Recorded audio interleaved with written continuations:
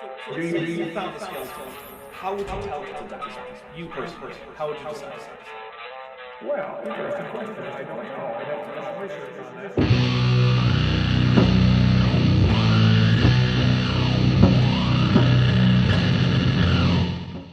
Hey there YouTube, the Dapper Dinosaur here, back again with some more Turek. When last we left off, we were being told how evolution by natural selection isn't evolution by natural selection on the grounds that, I guess, it wasn't mutation, which we were told wasn't part of evolution for reasons that were never really made clear. This was all part of a mostly made-up distinction between micro and macroevolution. Well, let's just dive right back in. What we are saying is there is a certain sense of microevolution going on, but not macroevolution. As Greg just pointed out, it's really not change, it's a change in proportion of the given population. A change in the proportion of various alleles in a population over time as a result of differential reproductive success determined by the environment. If only we had a term for that. Maybe we could call it something like Schmevolution by Schmatural Schmelection. Yeah, that sounds good. In fact, Darwin's finches, after the proportion of long-beaked to short-beaked finches changed with the weather changes. Yeah, this is that thing that we call natural selection, and while it's not enough to explain all of evolution, it's a pretty major aspect of it. You know, when drought, I think they had longer beaks to go deeper. That's what she said? And when you had wet season, they had shorter beaks because they didn't need to go as deep in order to. But what changed was just the proportion of the long-beaked to short-beaked finches. They didn't get anything other than finches. Earlier in the series, I pointed out that evolution is an append-only ledger. You can't erase previous entries because those relate to ancestry, and you can't do anything to remove your actual ancestors from your ancestry. If you descend from finches, Finch will always be in your evolutionary ledger, no matter how many new entries you make beyond it. So fundamentally, you are a finch, as will be all your descendants. I am, for the sake of the series, ignoring the fact that Darwin's finches are actually tanagers, or New World finches, which are in a different family to the true finches in Eurasia and Africa. I'll just be calling them finches going forward to keep my terminology for the animals consistent with Frank's. And by the way, as Philip Johnson points out, what's often overlooked is, where did the finches come from to begin with, right? Well, Darwin's finches themselves form a monophyletic clade and all descend from a single ancestral finch species that washed ashore on the Galapagos archipelago. Since then, they've diverged into about 18 separate species, although the exact number is still not super well established. This means that Darwin's finches are an example of macroevolution. Indeed, it's not just speciation, but there are currently 5 genera among the finches: Geospiza, Camarhynchus, Platyspiza, Certhidia, and Pineroloxius.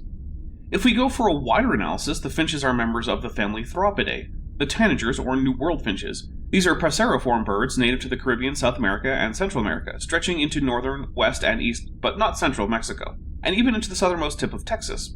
Passeriformes are one of the major groups of Neoaves, the group of birds that includes such diversity as parrots, eagles, and canaries.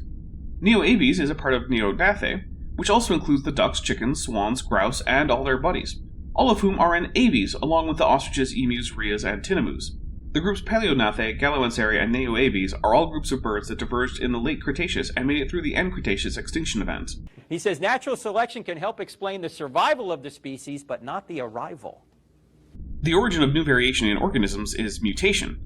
This isn't a mystery, and we know that Turek already knows this. Pretending that this isn't the explanation is just disingenuous. I get that Frank probably doesn't think that it's an adequate explanation, but he needs to engage with it. Otherwise, he's arguing against a straw man. No one is saying that natural selection on its own is anything but a force that decreases genetic entropy. Pointing out something that all evolutionary biologists are aware of, and that is a core part of evolutionary theory, is not an argument against evolutionary theory. Where did they come from to begin with? I feel like I already covered this. Well, Darwin's finches themselves form a monophyletic clade and all descend from a single ancestral finch species that washed ashore on the Galapagos archipelago. Since then, they've diverged into about 18 separate species, although the exact number is still not super well established. This means that Darwin's finches are an example of macroevolution. Indeed, it's not just speciation, but there are currently 5 genera among the finches: Geospiza, Camarhynchus, Platyspiza, Certhidia, and Pineroloxius. If we go for a wider analysis, the finches are members of the family Arthropidae, the tanagers or New World finches. These are passeriform birds native to the Caribbean, South America, and Central America, stretching into northern, west, and east, but not central Mexico, and even into the southernmost tip of Texas. Passeriformes are one of the major groups of neoaves, the group of birds that includes such diversity as parrots, eagles, and canaries. Neoaves is a part of Neognathae, which also includes the ducks, chickens, swans, grouse, and all their buddies, all of whom are in aves, along with the ostriches, emus, rheas, and tinamous. The groups Paleognathae, Galloanseri, and Neoaves are all groups of birds that diverged in the late Cretaceous and made it through the end Cretaceous extinction event. Yep, I did. All right, how about molecular machines? Okay, I guess Turek doesn't know what a segue is. Cool. Let's hear about molecular machines. Molecular machines. Take a look at this. As you've probably seen this quote, according to Charles Darwin, Darwinism's dead. If it could be demonstrated that any complex organ existed which could not possibly have been formed by numerous successive slight changes, my theory would absolutely break down. He did say that, and gave the eyes as one of the more obvious examples of such an organ, but then went on to show how, in fact, no, it was not impossible for evolution, and in fact is rather trivial. Now, he did not do the same for any subcellular chemistry, because he obviously was not aware of such things. And of course, sort of the mascot of the intelligent design movement is the bacterial flagellum.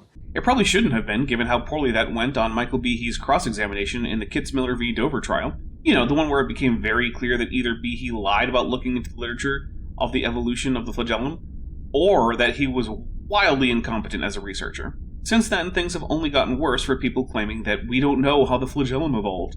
And of course, it's actually worse than this. We don't actually have to know how it did evolve in order to defeat this argument. The argument is that it can't evolve, and so any possible account of its evolution is enough to defeat the argument, even if that exact account isn't how it happened. And if you take a look at the bacterial flagellum, it's the width of an E. coli bacterium cell, which... No, it's actually considerably smaller than the width of a single E. coli bacterium, which, you know, makes sense since E. coli have flagella as part of them. Even the video on screen shows a flagellum as a tiny little tail sticking out of a cell. Which is about 1/1000th the width of a human hair, so you can line up 12,500 in an inch of these things. Okay, if you have big number, therefore God on your bingo card, you can mark it off. It has 240 distinct proteins. Wait, was there just creepy whispering audio? Is this tape secretly haunted?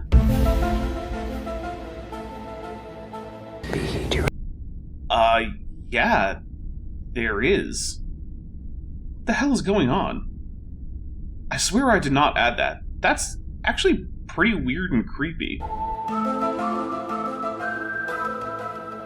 It has a microscopic outboard motor on its tail that runs at an incredible 100,000 revolutions per minute. It's not really incredible. The smaller a rotor is, the faster it will spin given a certain amount of torque.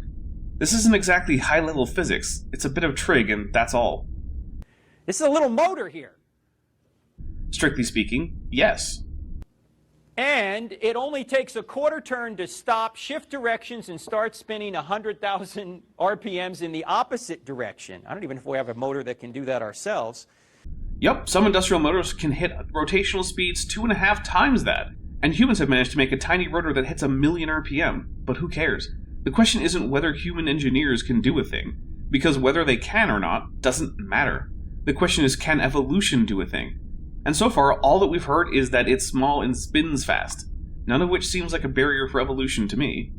And it's irreducibly complex. It must have been created all at once, because you can't have function of a motor as it's being put together. The whole motor needs to be there at the same time in order for you to have function. Yeah, you can build a car in successive steps, but you can't drive your car when it's halfway built, right? So this is basically Behe's main argument, and there have been a few interpretations of it that are in circulation in creationist circles. First, we can start with what an irreducibly complex structure is.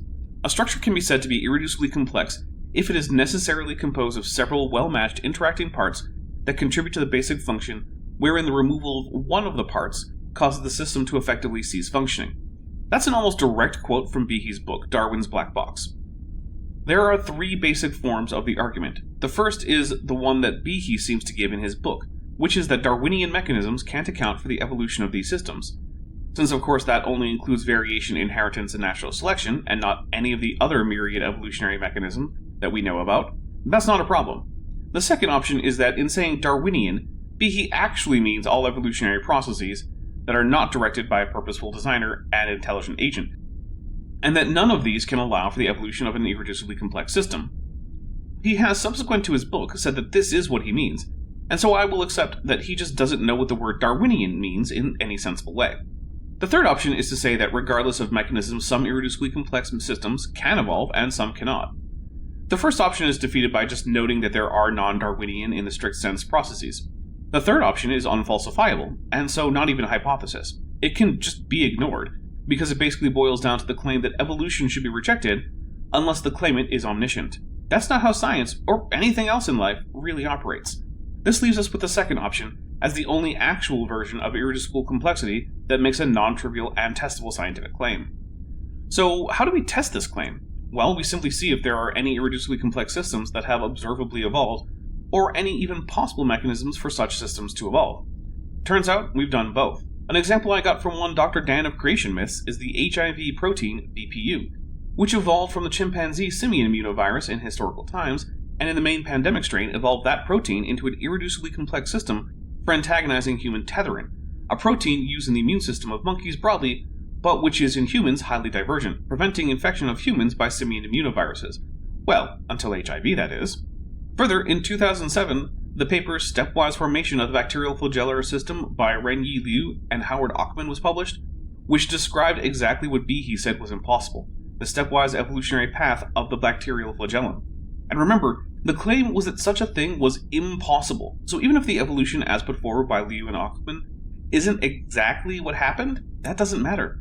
That it's possible at all defeats the whole of the irreducible complexity argument.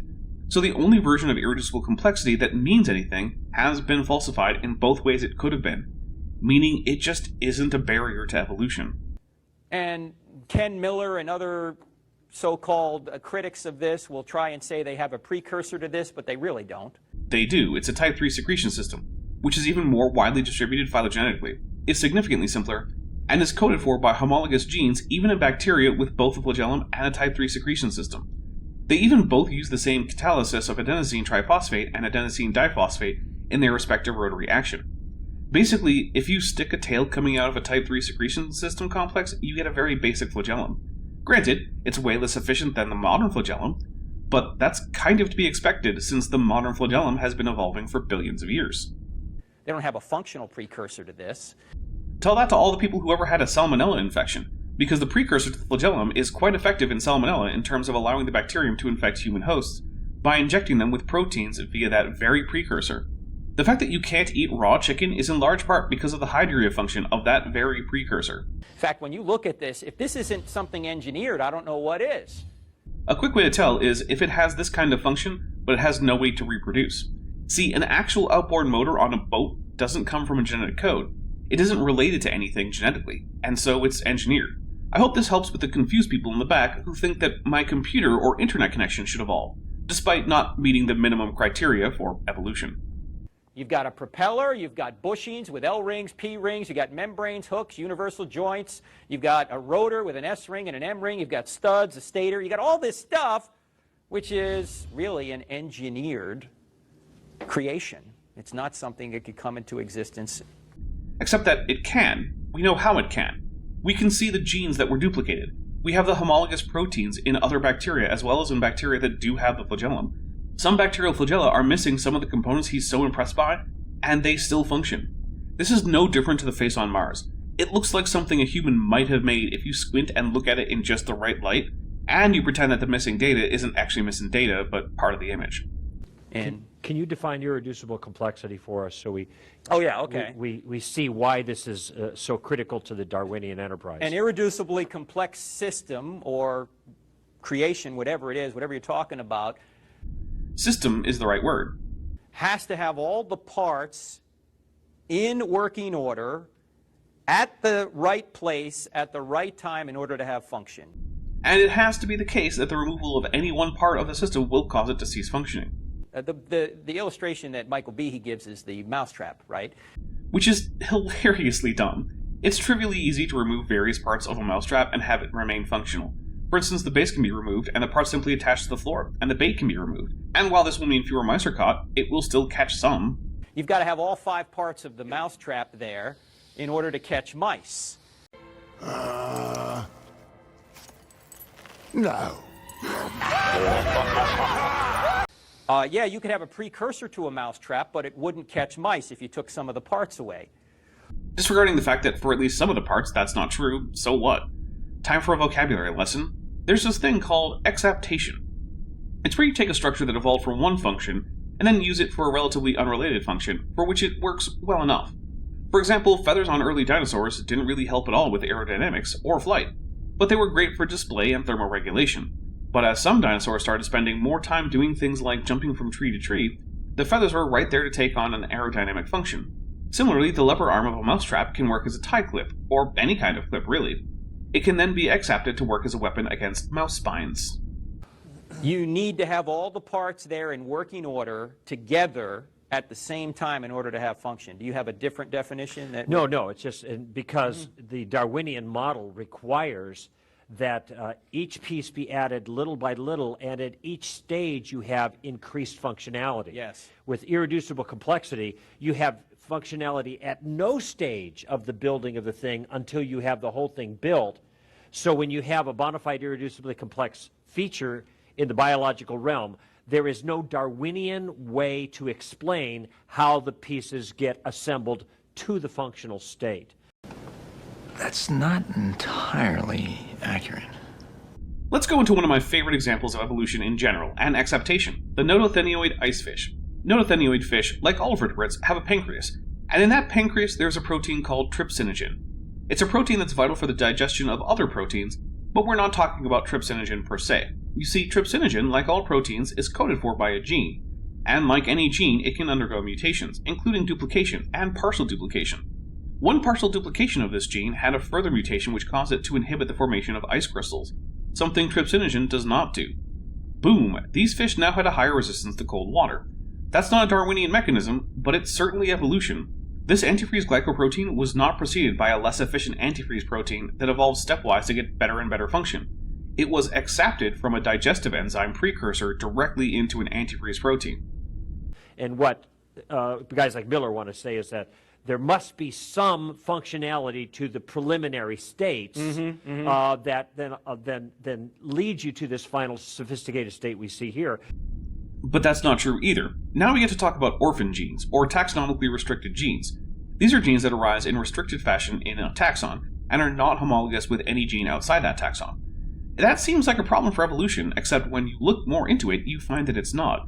You see, while you don't find homologous genes, you do find homologous genetic sequences outside the taxon with the orphan gene. Orphan genes are generally the result of a process called neofunctionalization. If a non-gene portion of a genome gains the ability to be transcribed and ultimately turned into a protein, that protein may have or gain biochemical activity in the cell, which can then be selected for. This is something that happens all over the tree of life. Evolution doesn't need to start with any function at all. But of course, there must be only if you're presuming the materialistic explanations. Nope. Materialism, which isn't required for evolution, in no way precludes completely novel function from evolving. If you're going with the evidence as we're facing it, we are free then to just deposit the most obvious explanation: this is designed. It's not obvious that this is designed except by appealing to human intuition, but human intuition sucks. Human intuition says that the Earth is flat and stationary, that heavy things fall faster than light things, and that time always goes at the same rate everywhere, and that the speed of objects can be arbitrarily high. None of this is true. They are not free to do that because they are restricted by their philosophical presuppositions, so they have to demand that there must be some functionality to these prior stages, and this is the demand that they force upon the argument. Nope, there is no demand for prior function. Prior function is often evident in various systems, especially since once a system arises de novo, such as in orphan genes or through exaptation, further refinements are possible, but it is not required to explain current function in all cases. In fact, I previously mentioned the VPU protein in HIV, and how in the pandemic strain it antagonizes human tetherin. VPU in the chimpanzee simian immunovirus does not antagonize tetherin at all, whether chimp or human. Without any of the multiple mutations that allow for VPU to antagonize human tetherin, it doesn't antagonize any tetherin at all. They all have to be in place at once or the function simply does not occur. This protein is by itself irreducibly complex, and yet we know it evolved in historical times, because there was no HIV not that long ago, and because we can tell through genome sequencing how long it has been since it diverged from the broader chimpanzee version of the virus. To disqualify the conclusions of irreducible complexity. There are no meaningful conclusions of irreducible complexity that have stood up to scrutiny, and not because of any evolutionary assumptions, but because we've seen irreducibly complex systems arise in evolution without an evident designer. Now, a conclusion of an irreducibly complex system is what Michael Behe takes, because he wrote the book on this, and here's what he says. He says the result of these cumulative efforts to investigate the cell, to investigate life at the molecular level, is a loud, clear, piercing cry of design. I would argue the opposite. At the molecular level, cells are very often overly complex, in Rube Goldbergian ways, often to the detriment of the cells. There is no reason for the mammalian blood clotting cascade to be so convoluted and prone to error. The same is true with the ridiculously over-complex photosynthesis pathways in plants. It's hard to see how any sane entity would design life the way it is. If life was the design of a god, that god must be a god of madness. The result is so unambiguous and so significant that it must be ranked as one of the greatest achievements in the history of science. The discovery rivals those of Newton and Einstein. Now, talk about self-congratulation. Maybe someone should tell him that that level of masturbatory self-indulgence is best left in private, especially when it's so obviously undeserved. is he just seeing what he wants to see? Yes, that's exactly what's happening. We can tell because when he was confronted with the research that he said didn't exist in court, he admitted to not having seen it. Why is that? It was available to him. Oh yeah, it's because he didn't want to see anything contrary. Because this was never about science, it was never about gaining knowledge, it was about propping up his theological commitments that were made for non-scientific reasons. I'll let you decide that. Nah, let the court system decide that, because they already did. And yeah, he is only seeing what he wants to see. Science doesn't say anything, scientists do. I think he's drawing the proper conclusion based on the evidence, but that's for you to decide. I mean, it was also for Bush-appointed Judge John Jones to decide, and he decided that intelligent design, including Behe's irreducible complexity argument, wasn't science, which is also what the rest of biology has decided. I guess you're free to conclude otherwise, but I think it's telling that when tested both in the literature and in the courts, the idea has been laughed out of the room. Question. Yes, sir. Go ahead. You want me to go back there? There is, it's not unusual to hear people say that Behe has been completely refuted on this point. In a similar way that it is not uncommon for people to say that the flat Earth has been completely refuted. And when you look at the details, what you discover is that someone has taken an example of alleged irreducible complexity, and then they have contrived an explanation, and it may be a clever explanation that is worth looking into. I'm not dismissing it. But they've contrived an explanation how that particular piece of machinery can be explained by some kind of step-by-step process in which each step has functionality. It's a possibility, but it's not evident. But that's the thing. We don't need evidence, even though we have it. All we need is the possibility. Because Behe's argument is that there is no such possibility, so showing that there is means the argument fails. Let's give an example. Suppose someone says to me that it's impossible to learn Coptic because it's an old dead language and there are more or less no study materials in English available. I don't actually need to learn Coptic in order to show that this claim is false. I can point out that Coptic priests who are fluent in English are available as potential tutors, that there are learning materials in other languages which I could learn first as a stepping stone to Coptic, and that translations of Coptic texts into English are also available for me to check my translations on. Taken together, this means that while it might be very difficult for me to learn Coptic, it's at least possible, and so the claim that it is impossible is false, whether or not I actually go ahead and learn Coptic. In case you're wondering, I do think it would be a cool language to study, but no, I'm not studying it. Because of lack of resources, and because I really don't feel like trying to find a Coptic priest who would tutor someone. Similarly, with Behe, the claim is that such systems are impossible for evolution. That means that any even hypothetically possible pathway for their evolution defeats the entire argument, in the only form that matters. It seems that what Kukul is doing here is attempting to fall back on the third version of the irreducible complexity argument, that some irreducibly complex systems can evolve, but not all of them. But again, this isn't a testable hypothesis short of at least one person being omniscient. This just boils down to someone saying, yeah, okay, sure, maybe this isn't a barrier to evolution, but what if sometimes, unpredictably, it is? My response to that is, yeah, that's cool, I don't care, that's not a scientific claim, and we're talking about science. Well, it's a possibility, and that's okay because scientists have to do that. That's part of what they do. They tell stories and then try to find evidence that that things played out the way they think they do. No, that's almost the exact opposite of what at least good scientists do. Instead, they try to look for evidence that they're wrong. Finding evidence that you're right is trivially easy in most cases. The very fact that you suspect you're right in the first place probably means that there are things you take as evidence of your rightness. Science needs to know if you're wrong. And that's where the challenge is. If your idea has no way to show that it's wrong, then your idea probably has no place in science. And if you're doing science, you need to be trying to show that you're wrong. Only when you fail, as do others, can we make a reasonable inference that you're probably right. Evolution has failed to be shown wrong over and over again. That's why it's the reigning theory in biology. So I'm not faulting the process. I'm making a little different point.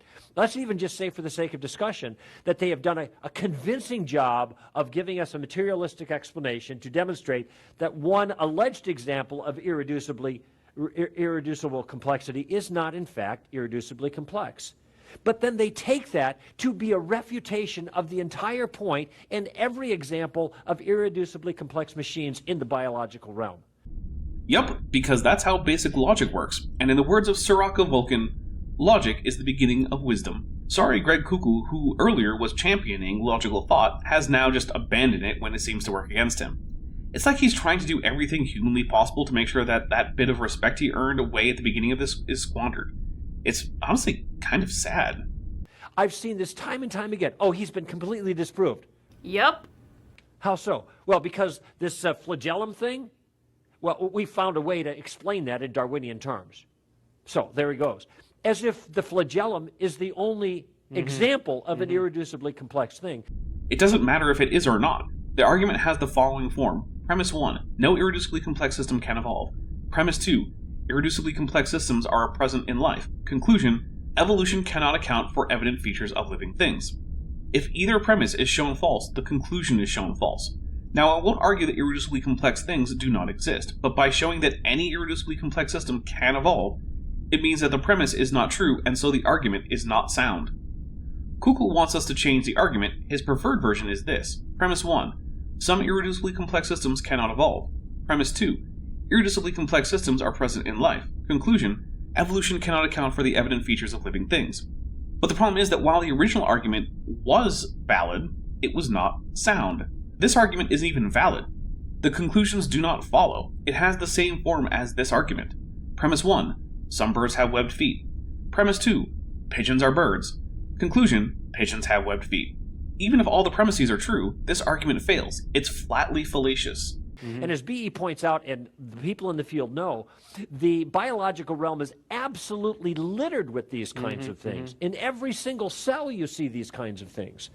And just in the replication process of the DNA and how the DNA helps make proteins, assemble proteins, there's all kinds of little machines that are involved in that process.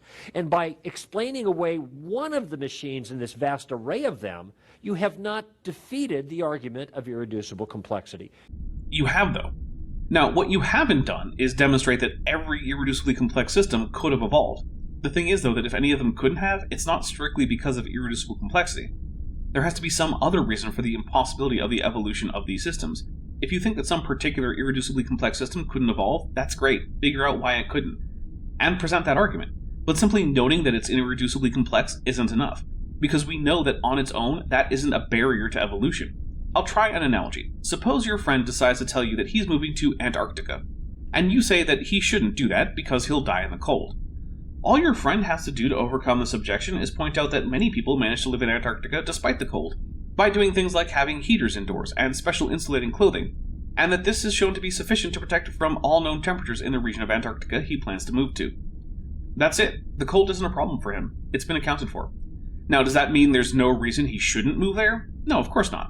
What about food, power, etc.? These are separate but serious problems, and if he has no solution to them, then the fact that he might not freeze to death doesn't matter, because starving to death is also a pretty big problem with moving to Antarctica. Similarly, if Greg wants to argue that even if the flagellum is irreducibly complex and can evolve, that, say, cilium motion cannot, that's fine. But he needs another reason other than that it's irreducibly complex. Until he gives one, there's no reason to listen to him whine about this.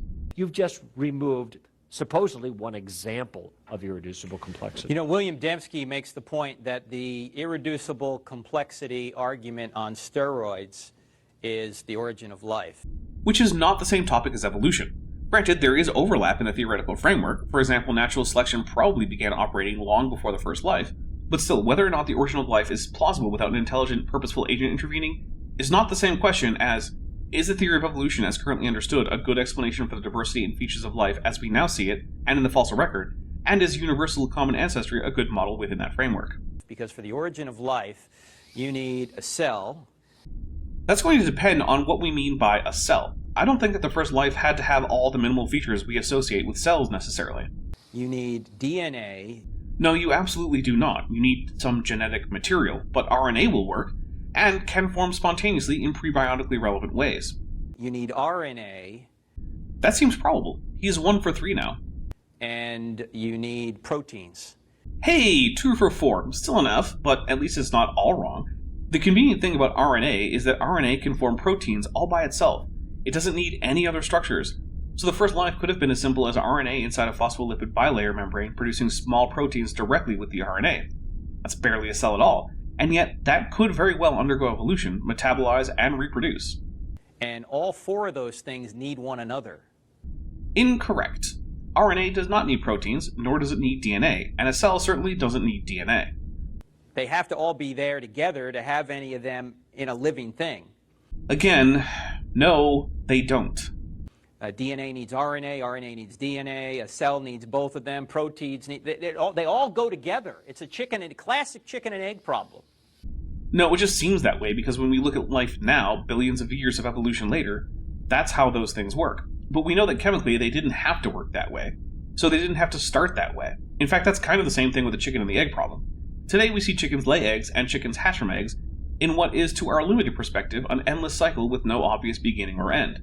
But we happen to know that chickens evolved long after the evolution of the amniote egg, and so the egg came first and by millions of years.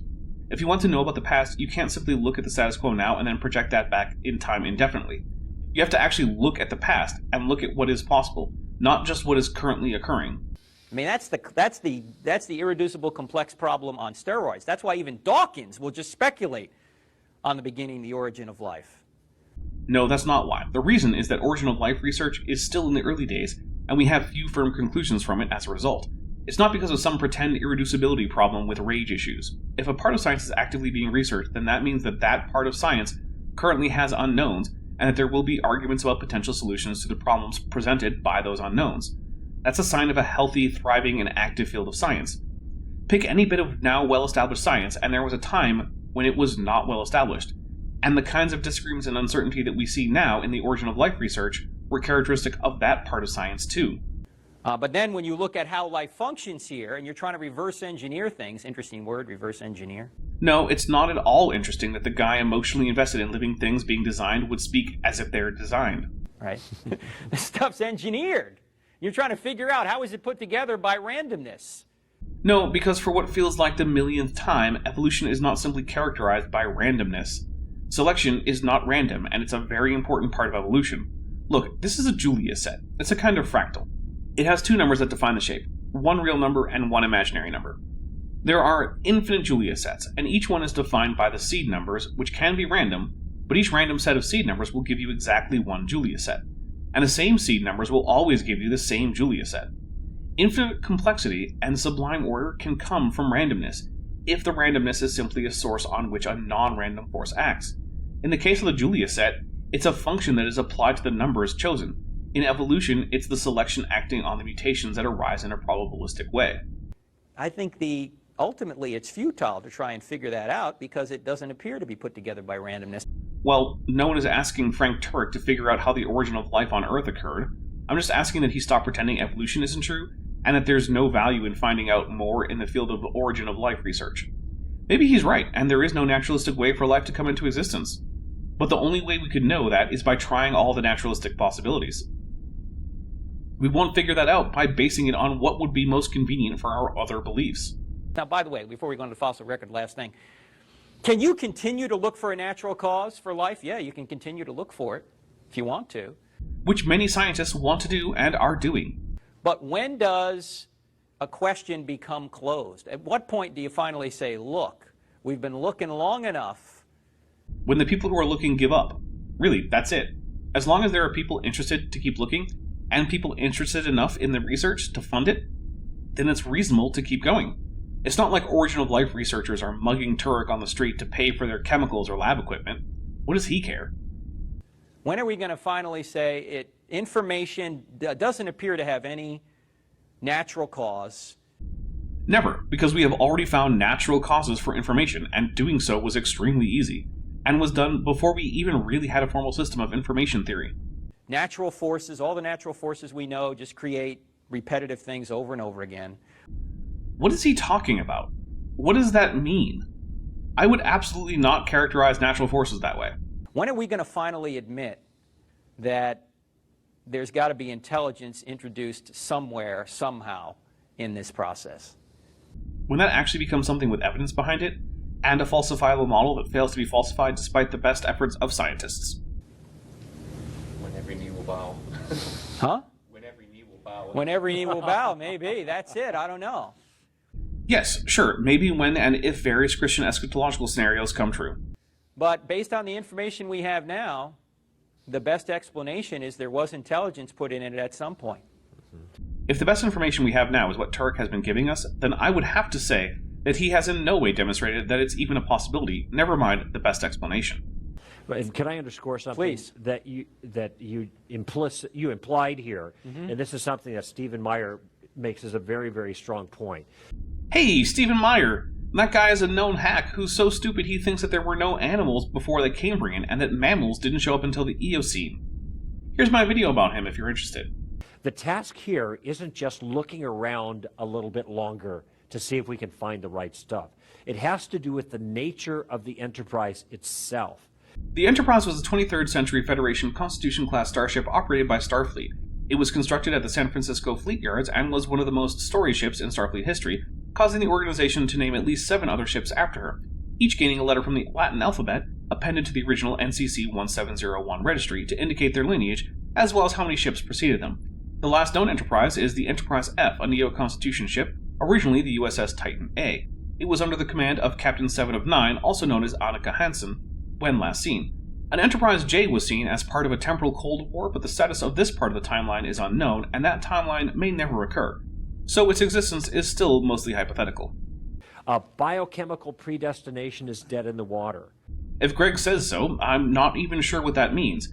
I've never heard the phrase biochemical predestination. Sounds like something a Calvinist would come up with. Greg is a Calvinist, so I guess that checks out. Because it can't produce information. They know that. Well, spiritual phlebotomy can't create salvific grace, and Christians know that, so I guess we can dismiss Christianity. So there's only a couple of avenues that the materialists can go.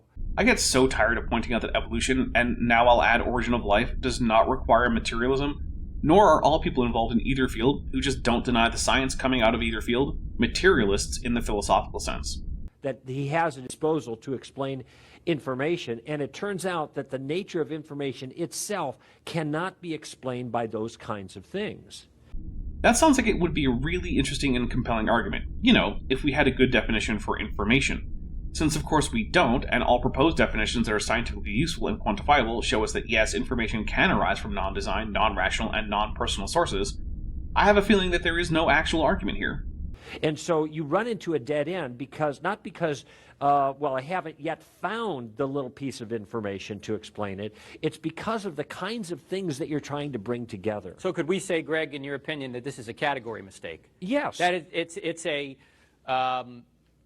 it's not the God of the gaps argument anymore either, because nature itself can't explain immaterial realities known as Exactly. Except that nothing about life requires material information. DNA and RNA are not immaterial. They are physically existing chemicals that undergo physical chemical interactions. They don't need to embody some ephemeral, non-material entity called information. They are a collection of electrons, neutrons, and protons arranged in particular ways that interact according to physical laws. There is no semantic content inherent to DNA that requires some conscious mind to either create or to understand it. It's chemistry. And remember back when Kugel said that analogies aren't evidence? Well, using analogies to human-created semantic content in the form of stories or books or whatever isn't evidence that the chemicals of life need a mind to come into being or for evolution to occur. If he wants to leave information as some vague, undefined, non-material thing, then guess what? There's no evidence DNA has any such information. By that definition, the information content of DNA can be said to be exactly zero, and life doesn't need or have any information apart from in the mind of sufficiently cognitively capable animals, like humans and some Ceratosaurus. Okay. You're trying to find a materialistic explanation for the existence of immaterial stuff, information. No, I'm not, because there doesn't seem to be any such thing that needs to be accounted for. Which your philosophy, first of all, can't explain how you get something immaterial from something material, but it also, your philosophy denies the existence of immaterial things to begin with. That's right. A philosophy that is not required by science or followed by many scientists, and again, there's no reason to think that this is something that must be explained in the first place. So it's just in principle not capable of solving this problem. Which would be troubling if we could show that there is such a problem. But then, just like that, the atheist could be right. That's what he's famous for saying. That's not me. That's Tom. Was that Tom? Yeah, that's Tom. No, I think you're right on it. It's a different category. Yeah, but it's not scientists who are making the category error. It's these guys.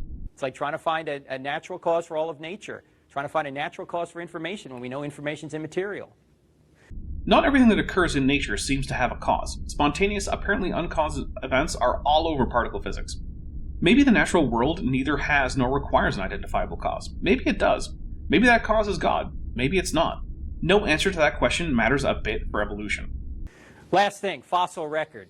Again, we interpret the data via philosophy. Not any more than anything else in science, but maybe that's the point Turek is making.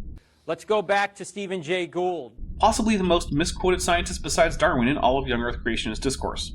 Perhaps one of the more famous evolutionists who died about 10 years ago. He taught at Harvard. He said this: modern multicellular animals make their first uncontested appearance in the fossil record some 570 million years ago, and with a bang, not a protracted crescendo.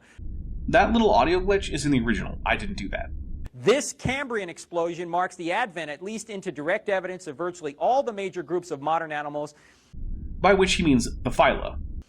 And all within the minuscule span, geologically speaking, of a few million years. In other words, the Cambrian was more than 53 million years long. It's not what I'd call a few million years. But then, this is Gould making a rhetorical point against gradualism in favor of his own idea of punctuated equilibrium. So he's exaggerating the supposed shortness of the Cambrian to drive home that point.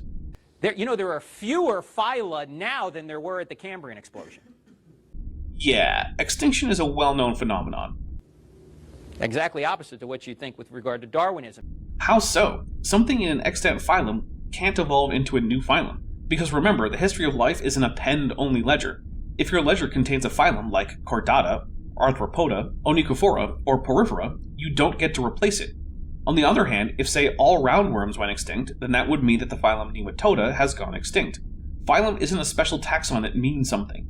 It's just a very large taxon in most cases, and the common ancestors of the various taxa lived in most cases even before the Cambrian, or at the very earliest part of it. A very important part of evolution is the increase in diversity over time. This means that when you look back in time, organisms in what are now very different groups begin to look more and more like each other. And into the future, the modern descendants of a single species could be wildly different. At the time when the phyla were diverging, it would have looked to an observer just the same as the divergence between closely related animals today, like between wolves and foxes. But as these groups went on to evolve separately, these originally minor changes that separated, for example, Arthropoda from Onychophora or Chordata from Hemichordata became deep divides among extant organisms. New phyla fundamentally can't evolve because there's no such thing as a phylum, and all the phyla have already evolved. Even if we discover a new animal different enough from any known organisms to warrant placing it in a new phylum, that phylum would have evolved hundreds of millions of years ago anyway. For example, the phylum Loricifera was only discovered in 1983. Its closest relatives seem to be the penis worms and another obscure group called the Chinorhyncha, but the common ancestor of all those phyla would have to be at the latest in the early Cambrian, because by the middle Cambrian, the preapulids, or penis worms, are known to exist. So it's not that a new phylum evolved, it's just that we didn't have fossils for these microscopic, soft-bodied little guys. Frank clearly lacks a fundamental grasp on taxonomy and evolution if he thinks evolution would predict new phyla evolving continuously and would not predict the extinction of phyla. Here is a clip from Darwin's Dilemma, which is a phenomenal DVD. If you guys don't have it, I think we may have some back at the house. We'll bring them in. Take a look at this clip. This explains the Cambrian explosion very quickly. I have a strong feeling it will do no such thing, but okay. But late in the Precambrian, they disappeared from the Earth. The they there is the Ediacaran or Vendian biota, apparently, which includes things like Charnia, Wiwaxia, Anomacalathus, Dickinsonia, and their friends. Then, long after their extinction, everything changed in a geological instant. It's actually not clear how long after the extinction of the various forms known from the Ediacaran that organisms typical of the early Cambrian came on the scene. It may well be that the earliest members of Cambrian groups appeared on the scene before this extinction, and may have even caused it.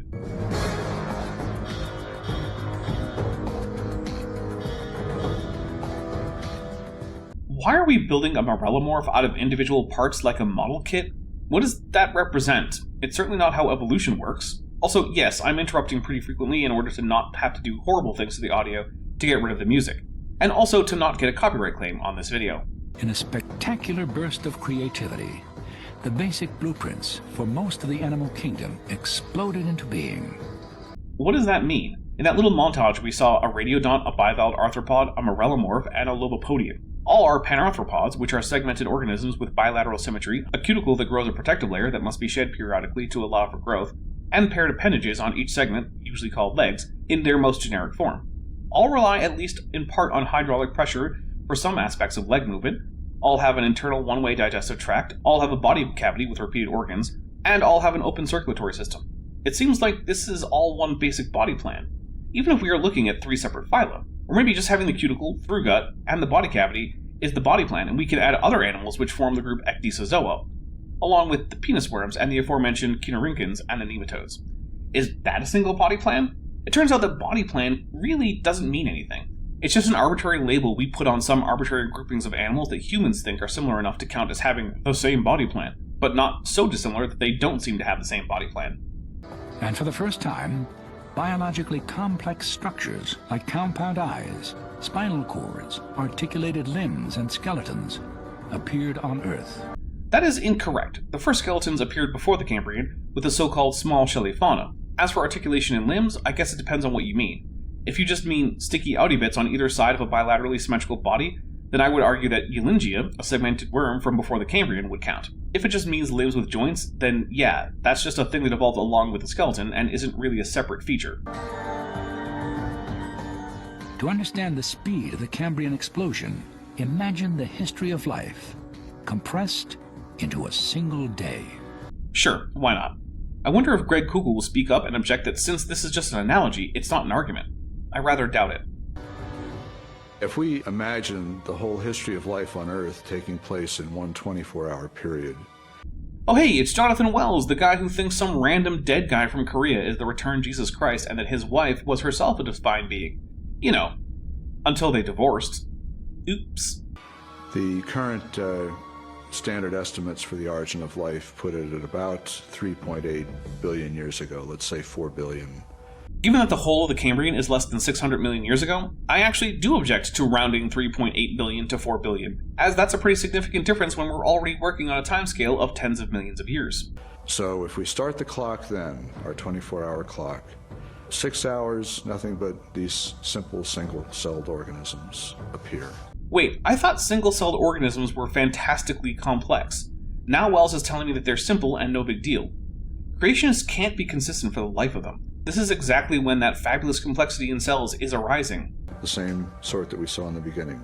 No, this is a period in which many evolutionary innovations are occurring in areas like modes of metabolism, the complexity of proteins, the divisions into major groups of modern organisms like biconta and uniconta and obozoa, holozoa, etc.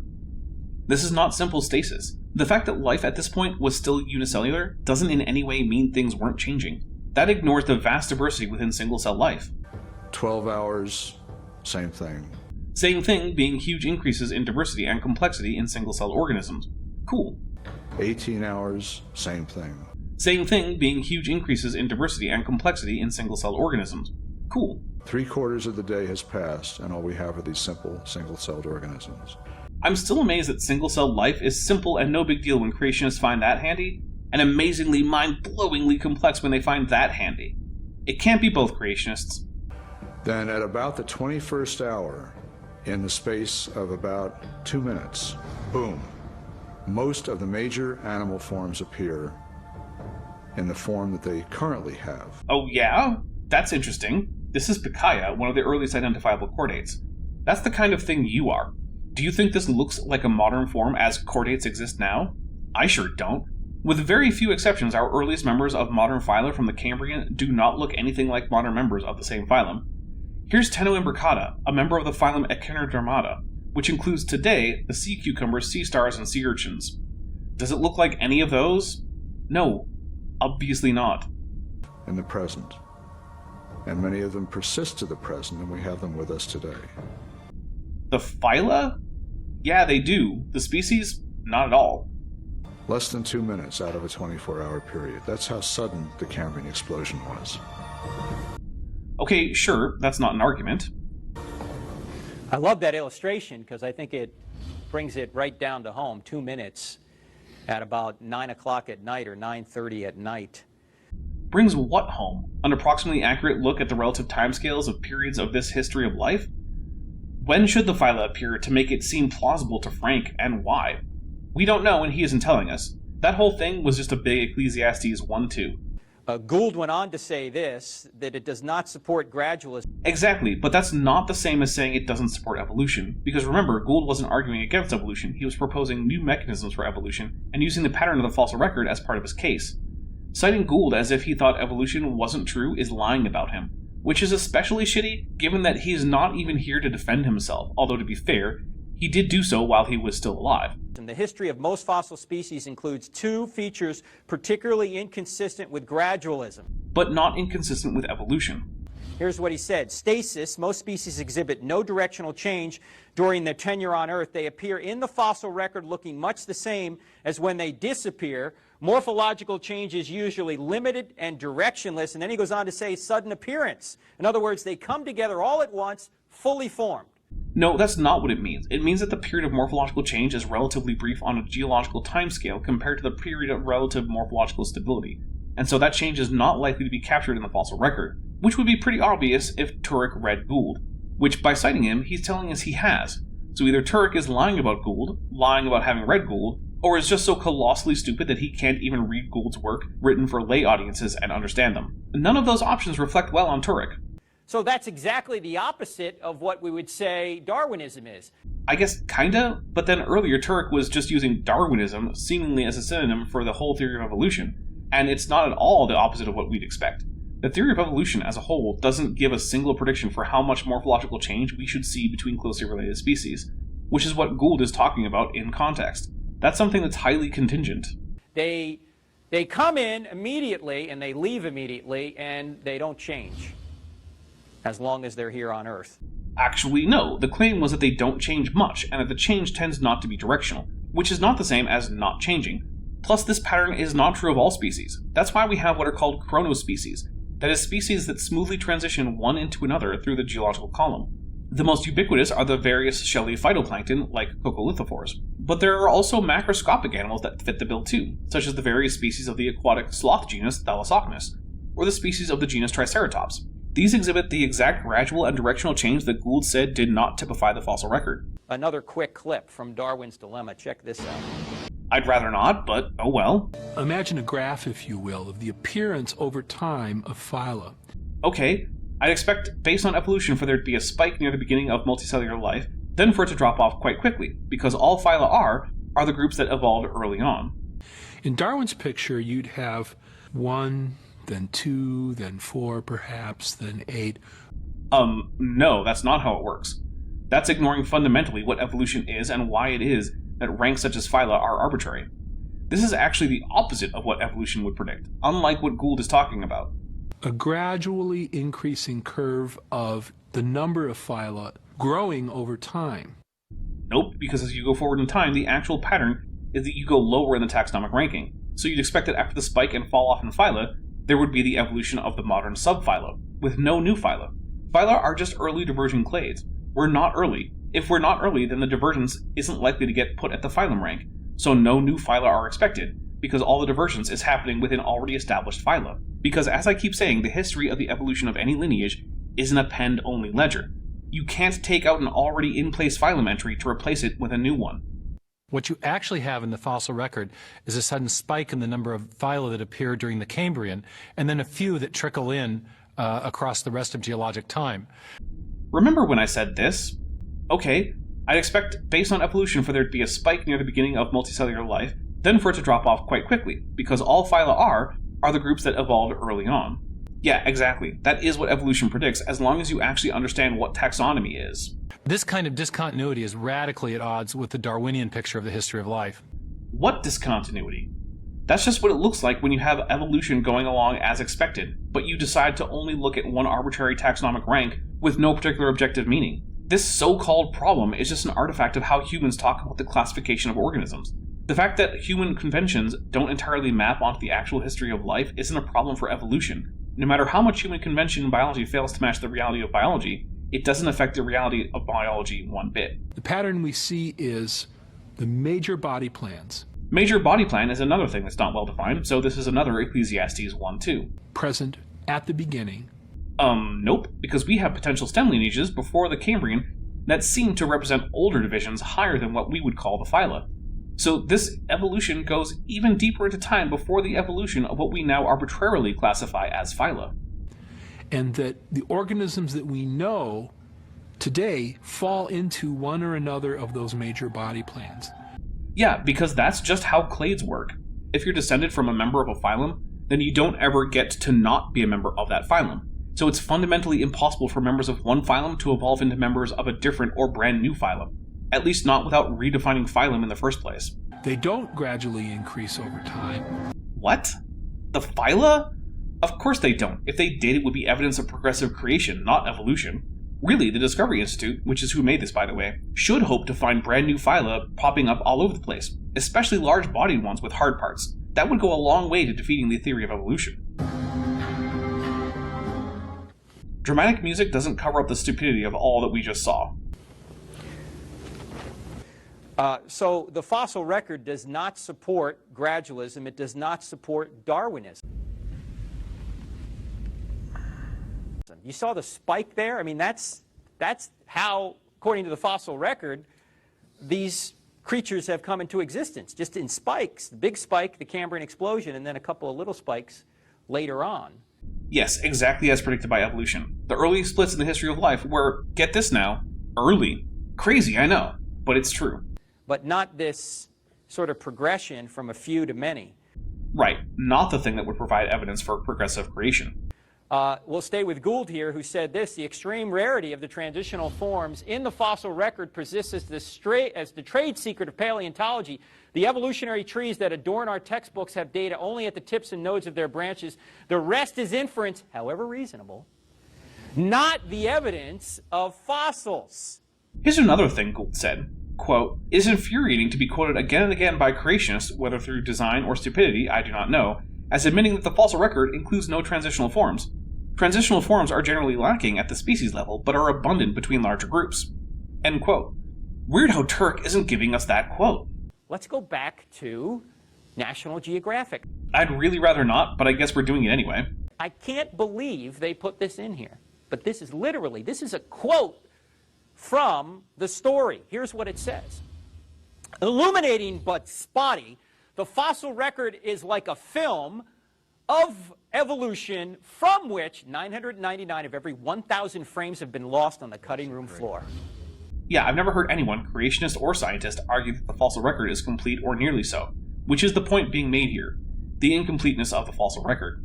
Can you believe that? Yes.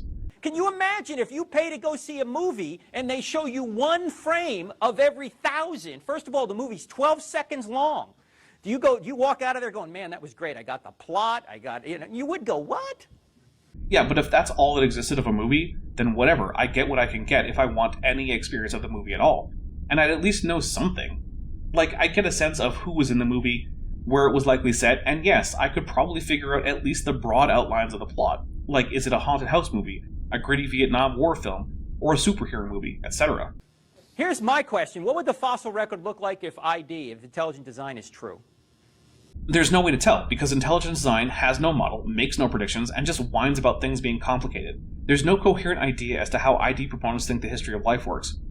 Maybe it would look the same. Maybe it would have a smooth increase in the number of phyla. Maybe it wouldn't exist.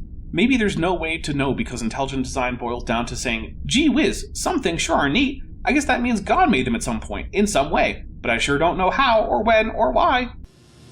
What would it look like? Like it does. I think like it does, right?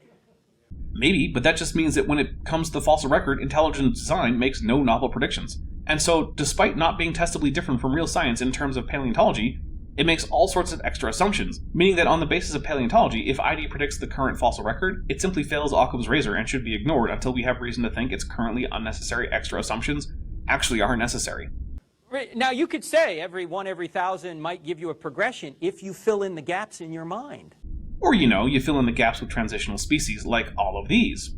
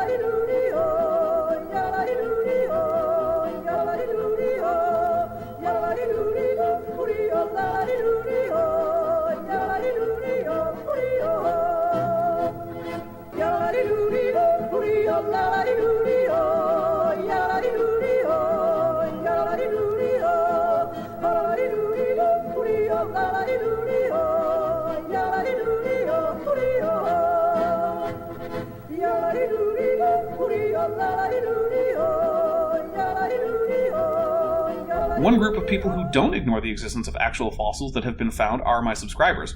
So why not subscribe to the channel and turn on all notifications so that YouTube might someday let you know when I have new content. If they feel like it. While you're there, please hit like so that YouTube can show my videos to people, again, when they feel like it. Right? Right.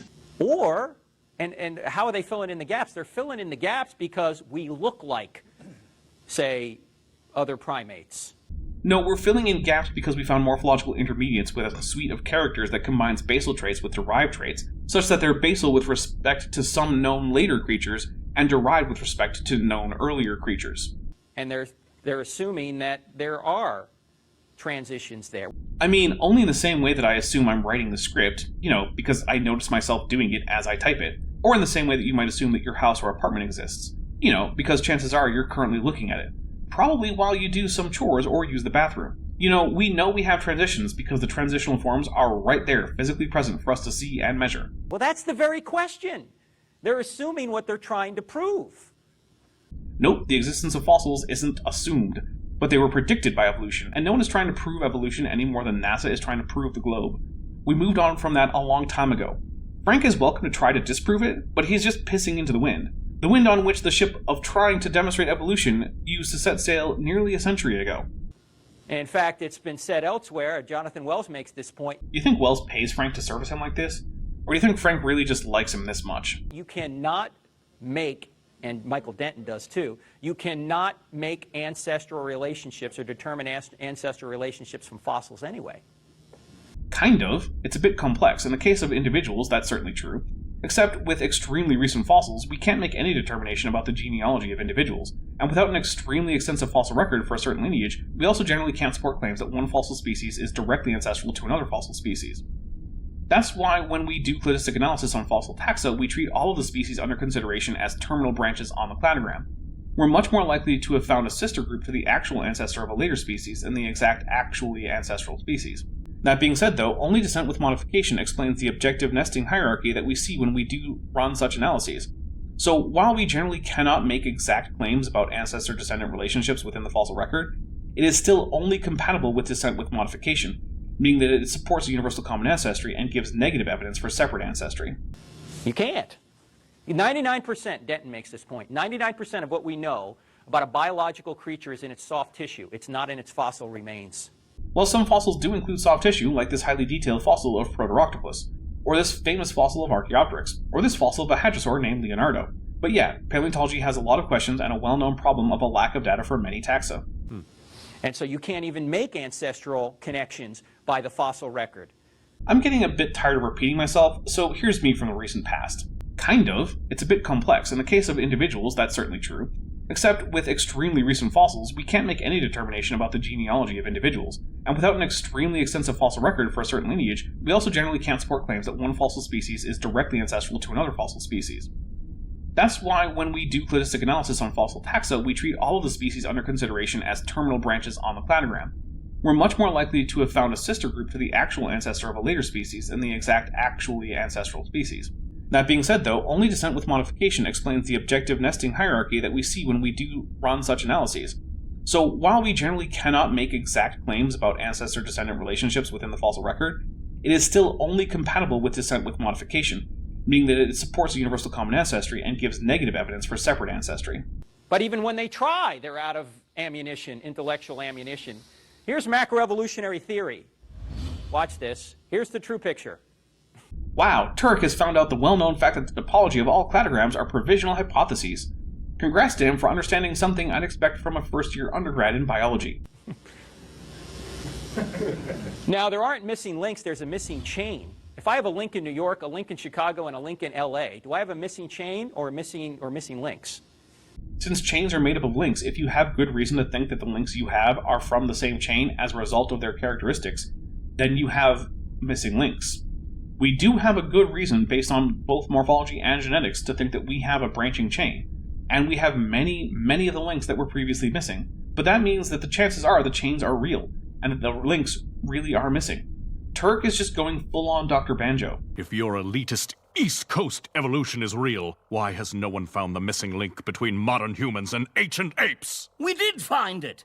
It's called Homo erectus. Then you have proven my case, sir. For no one has found the link between apes and this Homo erectus. Yes, they have. It's called Homo habilis. Aha! But no one has found the missing link between ape and the so-called Homo habilis. Yes, they have. It's called Australopithecus africanus. Oh, I've got you now. Fair enough. But where, then, is the missing link between apes and this Darwinius macilli? Answer me that, Professor. Oh. Okay, granted that one missing link is still missing. But just because we haven't found it doesn't mean it doesn't exist. Pshaw! Things don't exist simply because you believe in them. Thus saith the almighty creature in the sky! I have a missing chain. There's no chain there. Except that there is, because that's the only idea that both retrodicts and predicts successfully the pattern of taxonomy. The basic body plan of the arthropod phylum has a segmented torso, jointed legs, and an exoskeleton. And the basic body plan of the panarthropod, the bigger group to which arthropods belong, has unjointed legs, a protective outer covering, and segments. The basic body plan of the smaller group Crustacea includes a head tagma made up of multiple fused segments, complex mouth parts such as a labrum and mandibles, antennae, a middle tagma from which the locomotor legs extend, and an abdomen containing the anus and gonopores. Why should the middle one be the one we credit with the real body plan? Why not say that Crustacea is the basic body plan, or Arthropoda? Because it's arbitrary, that's why. All of which arose suddenly at the beginning of the Cambrian explosion. Except it didn't. Arthropods are preceded by stem arthropods like Radiodonts, Lobopodians, and Opabinia. And today we still see the continuity of this original plan, this foundational idea, in over 1 million species of animals. Yeah, because that's how evolution works. It tinkers with what is already there. It doesn't start over from scratch like a designer can. That's why we can't see a continuous increase in phyla if evolution is true. This top-down pattern looks nothing like the predictions of Darwin's theory. I mean, except for the facts that it actually does, because just lying about what a phylum is doesn't actually do anything except show how dishonest you are, and that's all Meyer is doing. Darwin's theory is that there's a tree of life. Well, that's part of it, not all of it.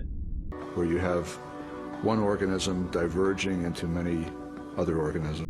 Right, so the common ancestor of all arthropods diverges into new types of arthropod, and then those types diverge into new subtypes. But you can't, by divergence, get outside of the descent from the common ancestor, meaning you can't ever leave Arthropoda if your ancestors are arthropods. And big differences appearing at the top. Except that they're not big differences at all. The first arthropods don't even have a hard exoskeleton, like Morella. They look much more like their stem arthropod cousins than they do like modern arthropods, specifically because they are more closely related to each other than two very divergent members of Arthropoda are today, say a spider and an isopod. What we really see is from here up. Is he saying we don't see any pre-Phyla evolution? Because that's just flatly false. Just the existence of all these stem lineages means that's just not true. This does not exist in the fossil record. Yeah, unless you count all those stem arthropods, stem mollusks, and even probable stem bilaterians. I don't know why you wouldn't count them, since we have fossils of them. I guess you wouldn't count them because you don't want to. Because you're not concerned with truth, just maintaining your fundamentalist, evangelical, or tradcath, or Mooney identity. And you think this helps with that. If I were using a botanical illustration, it would be a lawn. You know, a botanical illustration isn't necessary, but okay. You think Wells knows that grass also branches, it just does it really close to the ground? Well, except for bamboo. But I don't think I'd describe bamboo as a lawn, so I'll give that a pass. With separate blades of grass sprouting independently of each other.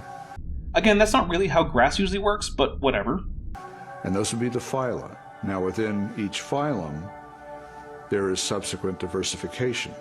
So humans then are actually genetically related to chimpanzees and howler monkeys and tarsiers and lemurs and colugos and mice and lions and elephants and kangaroos and echidnas and lizards and frogs and carp and sharks and hagfish and sea squirts then. That's a whole heck of a lot of evolution. But of course, we know that he doesn't actually think that. He's using this, ultimately, to argue against human common ancestry with anything besides humans.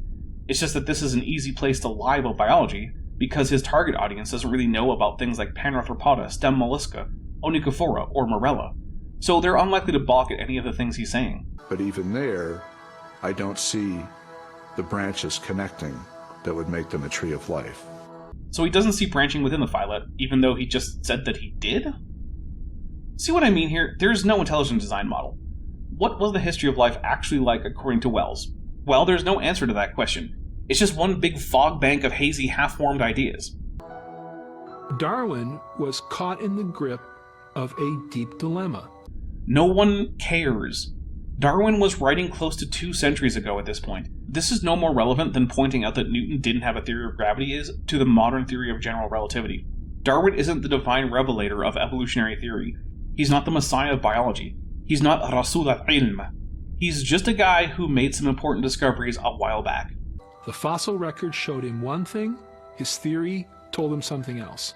Actually, if you read the section about the fossil record in all 6 editions of On the Origin of Species, in order, you find that as time went, he felt less and less uncertain about the fossil record, and he lived to see vindication in new transitional forms like Archaeopteryx.